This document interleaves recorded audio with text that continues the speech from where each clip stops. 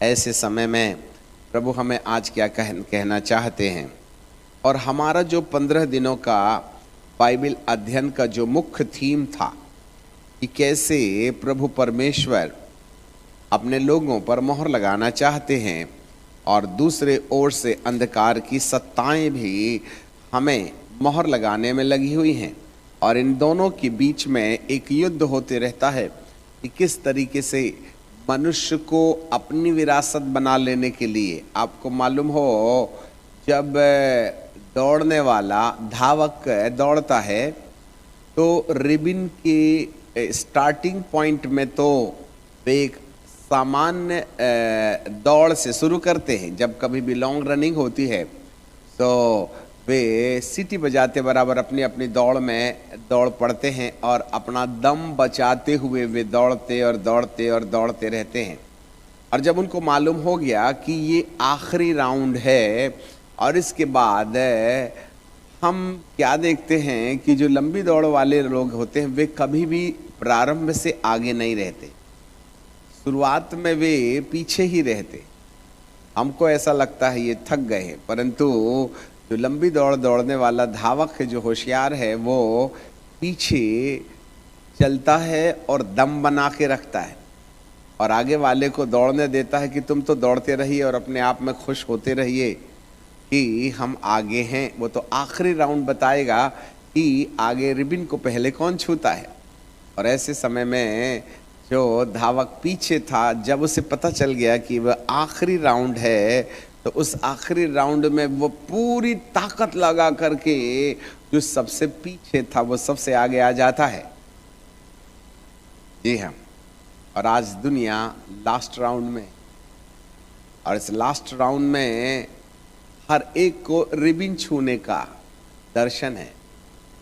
उस समय गिर जाएंगे, पड़ जाएंगे, बेहोश हो जाएंगे, इसमें कोई मतलब नहीं है, परंतु हमारा अचीवमेंट्स ये है कि हम उस रिबन को छू लें। और इसी कारण से आज परिस्थितियों को देखते हुए परमेश्वर ने प्रकाशित वाक्य की किताब में लिख करके कहा कि पूर्व की दिशा से आने वाले ऊपर से वो स्वर्गदूत ने, जो परमेश्वर की मोहर लेकर के आ रहा था, उसने अपने उन चारों स्वर्गदूतों को कहा कि ठहरे रहो जब तक कि मैं परमेश्वर के दासों के माथे पर मोहर न कर दूं,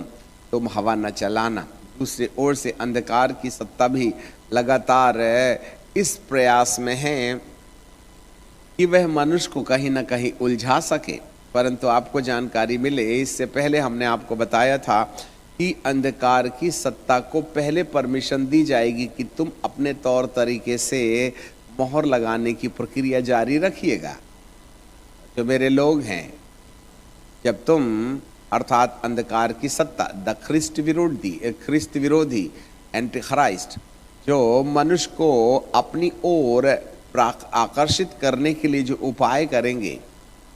उसी उपाय में कौन कौन लोग परमेश्वर की ओर निहारते रहते हैं, और जो परमेश्वर की ओर निहारेगा उसे इस संसार की ओर से प्रताड़ना मिलेगी और वह भारी वेदना और पीड़ा से होकर के गुजरेगा। और उसी भारी वेदना और पीड़ा के वक्त एक सच्चे प्रभु के भक्त की पहचान होती है। जी हाँ, इसलिए हमने यह हिजकेल की किताब में देखा था कि एक स्वर्गदूत को जिसने कमर में दबात बांधे थे, उसे परमेश्वर ने, यहोवा के तेज ने कहा कि जाओ नगर में इधर उधर जाकर के जितने भी लोग एबॉमिनेशन अर्थात घृणित कामों के कारण सताए जा रहे हैं,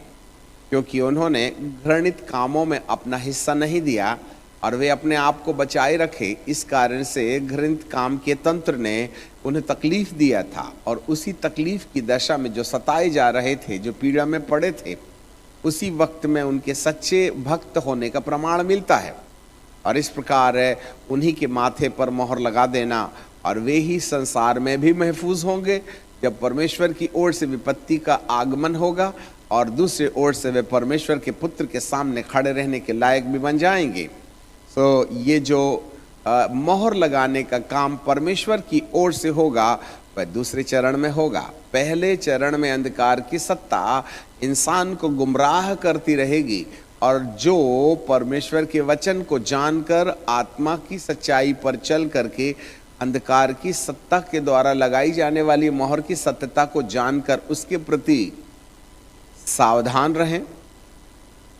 और उसको अपने अंदर ना आने दें। और जो लोग धार्मिकता के साथ जीवन जीना चाहेंगे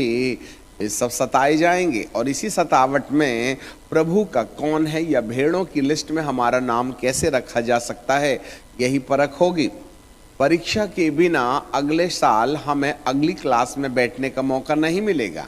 इसलिए जो एग्जाम में पास हो जाते हैं केवल वही अगले वर्ग में, अगले क्लास में बैठने के काबिल हो जाते हैं। तो इस समय परमेश्वर अपने लोगों को पीड़ा में रहने देगा। अंधकार की सत्ताओं को परमिशन मिली है कि वे किसी न किसी तरीके से उसके अपने लोगों को प्रताड़ित करें, उन्हें सताएं, उनको तकलीफ दें। परंतु एक समय ऐसा आएगा कि जब जो संसार के साथ समझौता ना करे तो उसे इस संसार में पीड़ाओं का भुगतान करना पड़ेगा, और उसी वक्त सच्चे मसीह होने का दावा मिलेगा। और केवल ऐसे ही लोग